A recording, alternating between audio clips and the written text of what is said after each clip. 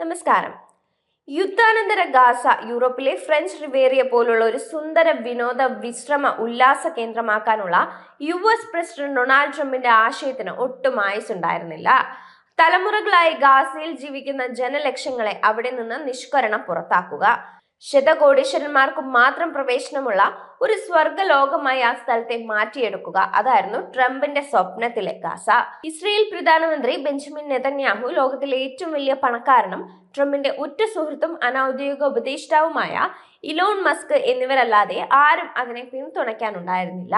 മൂവരും കൂടി അർദ്ധനഗ്നരായി ഗാസ കടപ്പുറത്തിരുന്ന പഴയ സ്വത്ത് നുണയ്ക്കുന്നതായി ചിത്രീകരിച്ചിട്ടുള്ള ഒരു സാങ്കല്പിക വീഡിയോ സമൂഹ മാധ്യമങ്ങളിലും പ്രചരിച്ചിരുന്നു. പക്ഷെ അതെല്ലാം ദിവാസ്വപ്നമാണ്. അതിനു പകരമായി യാഥാർത്ഥ്യവുമായി പൊരുത്തപ്പെടുന്നതും തികച്ചും പ്രായോഗികവും ധാർമ്മികവുമായ ഒരു ആശയവുമായി മുന്നോട്ട് വന്നിരിക്കുകയാണ് അറബ് ലോകം.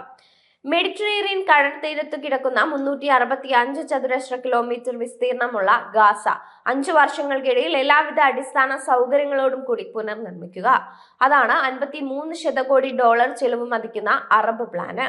അറബ് ലീഗിന് പുറമെ 57 അംഗ ഇസ്ലാമിക സഹകരണ സംഘടന കൂടി അംഗീകരിച്ചതോടെ അത് അറബ് ഇസ്ലാമിക് പ്ലാൻ എന്നും അറിയപ്പെടാൻ തുടങ്ങി. ഈജിപ്തിന്റെ തലസ്ഥാനമായ കൈറോയിൽ ആ രാജ്യത്തിന്റെ പ്രസിഡന്റ് അബ്ദൽ ഫത്താഹ് അൽ-സിസിയുടെ നേതൃത്വത്തിൽ ഇത് സംബന്ധിച്ച അടിയന്തര ചർച്ചകളും നടന്നു വരികയാണ്. ആ ചർച്ചകളുടെ അടിസ്ഥാനത്തിൽ തയ്യാറാക്കപ്പെട്ട 100ഓളം പേജുകളുള്ള ബ്രോഷറിലാണ് പുതിയ ഗാസയെ സംബന്ധിച്ച എല്ലാ വിവരങ്ങളും അടങ്ങിയിട്ടുള്ളത്. 3 ഘട്ടങ്ങളിലായി പദ്ധതി നടപ്പാക്കാനാണ് താൽക്കാലികമായ തീരുമാനം. ആദ്യഘട്ടത്തിൽ അതിന്റെ മേൽനോട്ടം പലസ്തീൻ അതോറിറ്റിയുടെ കീഴിലുള്ള ടെക്നോക്രാറ്റുകളുടെ ഒരു കമ്മിറ്റി നോക്കി നടത്തും. 1.5 വർഷം നീണ്ടുനിന്ന പരിക്കെയുള്ള ഇസ്രയേലി വ്യോമാക്രമണത്തിൽ പൂർണ്ണമായും അല്ലാതെയും തകർന്നുപോയ കെട്ടിടങ്ങളുടെയും മറ്റവശിഷ്ടങ്ങൾ, അവയ്ക്കിടയിൽപ്പെട്ട് മരിച്ചവരുടെ മൃതദേഹങ്ങൾ, പൊട്ടാതെ കിടക്കുന്ന ബോംബുകളും വെടിയുണ്ടകളും, കാറ്റിൽ പറക്കുന്ന പൊടിപടലങ്ങൾ എന്നിവ നീക്കം ചെയ്യാൻ തന്നെ 6 മാസത്തിലേറെ വേണ്ടിവരും. ഇതിനെല്ലാം കൂടി $3 ശതകോടി ചിലവാണ് കണക്കാക്കുന്നത്. $20 ശതകോടി ചിലവ് കണക്കാക്കുന്ന രണ്ടാം ഘട്ടത്തിൽ 4 ലക്ഷം പാർപ്പിടങ്ങൾ നിർമ്മിക്കുകയും കേടുപറ്റിയ കെട്ടിടങ്ങളുടെ എല്ലാം കേടുപാടുകൾ തീർക്കുകയും ചെയ്യും. ശുദ്ധജല വിതരണം, മാലിന്യ നിർമ്മാർജ്ജനം, വൈദ്യുതി, ടെലികമ്മ്യൂണിക്കേഷൻ സംവിധാനം, പൊതുഗതാഗതം എന്നിവയെല്ലാം നേരെയാക്കും. വ്യവസായ മേഖല, മത്സ്യബന്ധന തുറമുഖം, വാണിജ്യ തുറമുഖം, വിമാനത്താവളം എന്നിവ പുതുതായി നിർമ്മിക്കും. ഭാവിയിലെ പലസ്തീൻ രാഷ്ട്രത്തിനു വേണ്ടി നീക്കിവച്ചിട്ടുള്ളതാണ് മഹ്മൂദ് അബ്ബാസ് പ്രസിഡന്റായി സേവനം ചെയ്യുന്ന പലസ്തീൻ അതോറിറ്റി.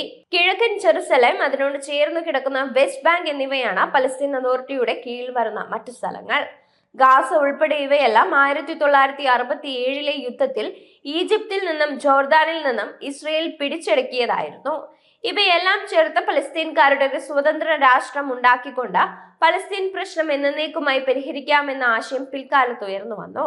ആ ആശയത്തിൽ നിന്നുണ്ടായതാണ് പലസ്തീൻ അതോറിറ്റിയും അതുപോലെ ഇസ്രയേലും പലസ്തീനും വെവ്വേറെ രാഷ്ട്രമായി സമാധാനത്തോടെയും സഹവർത്തിത്വത്തോടെയും ജീവിക്കാമെന്ന സങ്കല്പവും.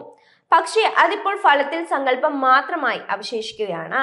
ഗാസ പുനർനിർമ്മിക്കുന്നതിനുള്ള അറബ് ഇസ്ലാമിക പദ്ധതിയെ ലോകം പൊതുവിൽ സ്വാഗതം ചെയ്തിരിക്കുകയാണ്. അതേസമയം പദ്ധതി പ്രായോഗികമാണെങ്കിലും നിശ്ചിത കാലപരിധിക്കുള്ളിൽ അത് നടപ്പാക്കുക എളുപ്പമാവില്ലെന്ന പ്രശ്നവുമുണ്ട്. ഭീമമായ ഒരു തുക കണ്ടെത്തുകയും വേണം. പുനർനിർമ്മിക്കപ്പെട്ടതെല്ലാം വീണ്ടും തകർക്കപ്പെടാനുള്ള സാധ്യത ഉയർന്നു വരുന്നത് എന്നേക്കുമായി ഇല്ലായ്മ ചെയ്യുകയും വേണം. ഏറ്റവും നിരാശാജനകമായ കാര്യം, യുദ്ധാനന്തര ഗാസയിൽ ശാശ്വത സമാധാനം പുനഃസ്ഥാപിക്കാനും പൊതുവിൽ പലസ്തീൻ പ്രശ്നത്തിനു തന്നെ പരിഹാരം കണ്ടെത്താനുമുള്ള പ്രായോഗികമായ ഒരു ഫോർമുലയും ഇസ്രയേലിന്റെയോ അമേരിക്കയുടെയോ പക്കലില്ലെന്നതാണ്. ആ പശ്ചാത്തലത്തിലാണ് ഗാസയുടെ കാര്യത്തിലുള്ള പുതിയ അറബ് പ്ലാനിനെ രാജ്യങ്ങൾ ഓരോന്നായി സ്വാഗതം ചെയ്തു വരുന്നത്.